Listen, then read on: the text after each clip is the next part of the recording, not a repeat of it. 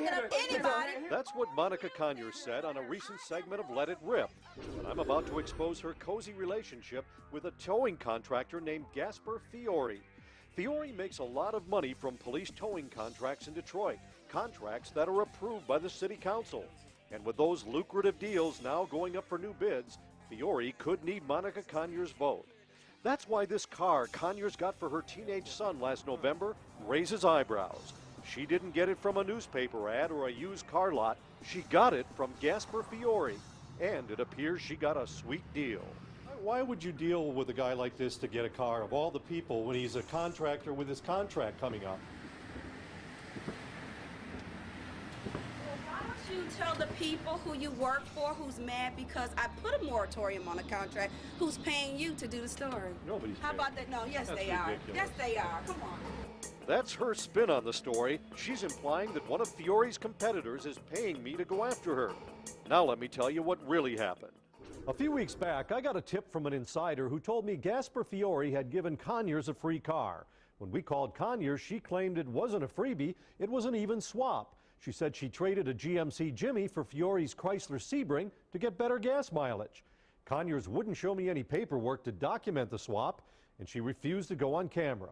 When I called Gasper Fiore, he also said it was an even swap and promised to fax me the paperwork that same day. But he didn't. The next day, he had his lawyer call me. That didn't get me anywhere either. Come outside a minute, I can talk to you about the car. I eventually flushed Fiore out at a local watering hole and got him to talk. And I had to chase Monica Conyers on her way into work. You'll hear what they have to say in a minute. Then you can decide whether Conyers got a special deal on this car. Right now, more about Gasper Fiore. Who is this guy?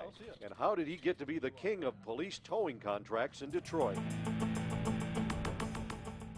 Gasper Fiore isn't afraid to get his hands dirty, and he looks like an average Joe. In fact, he's a wealthy man. Fiore and his wife Joan live in this $2.7 million lakefront mansion in Grosse Pointe Shores. They own $18 million worth of real estate in ritzy Naples, Florida, a condo and a home. They own 7 towing companies in Detroit and this concrete crushing plant in Sterling Heights. Recently, Fiore has been buying up a lot of commercial and industrial property in Detroit. Some of his wealth comes from his dominance of city towing contracts. According to this audit report, Fiore got preferential treatment, allowing him to get around a one contract per company rule.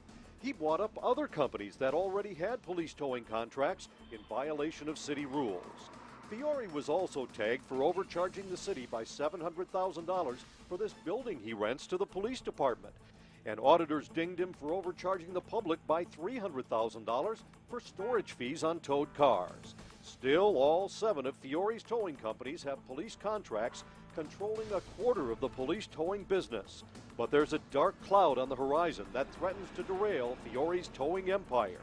Detroit is planning to revamp the police towing business. They're taking bids for a management company to take over the whole shebang. Several big companies are expected to bid, including a local player who has even more money and more political clout than Gasper Fiore. Tony Suave, a guy with a $1.6 billion business portfolio, is expected to make a play for the towing contract. Suave is already big in the scrap business with a car shredder and 2 brand new giant operations selling used car parts. If he gets the police towing contracts to feed his scrap and parts businesses, he'll have it all.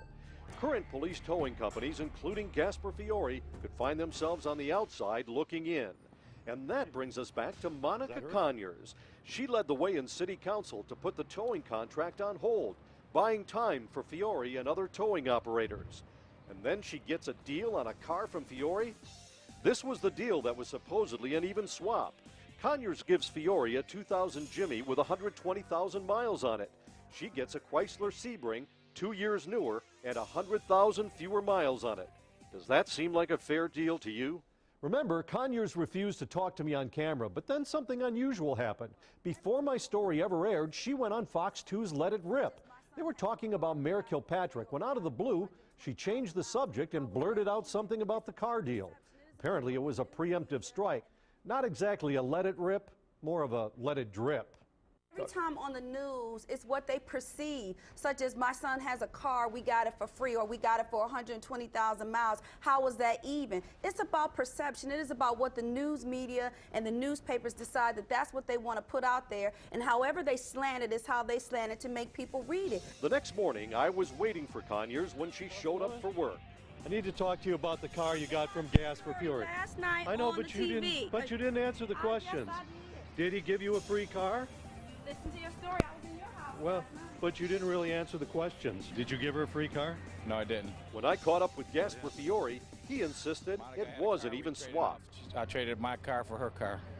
The title to her car is still in her name. That's correct. I used her car for parts. Aren't you supposed to do something with the Secretary of State when you buy that car? No. And I don't have no more comment for you, Scott. Fiore later showed me the title for Conyers' car, but he had no paperwork documenting the swap. And if there was a trade, was it really even? I used her. I had a use for her car. But the car you gave her had 22,000 miles on it. It doesn't seem like a fair Right. trade. Why doesn't it? Would you give other people a car with 22,000 miles on it for a car with 125? I saw a lot of 2 cars. years older? Yes, I saw a lot of cars.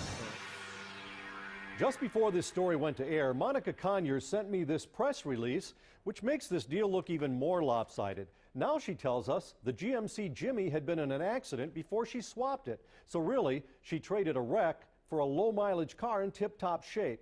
Now, Conyers claims in her statement that because the Jimmy was no longer in production, the value of the parts was greater than the cost of the Sebring. But wait a minute. We called 6 places that buy cars for parts. The most they were willing to pay for a Jimmy, a 2000, was $1,000, and that was if it was in good condition. That's $4,000 less than the cost of the Sebring.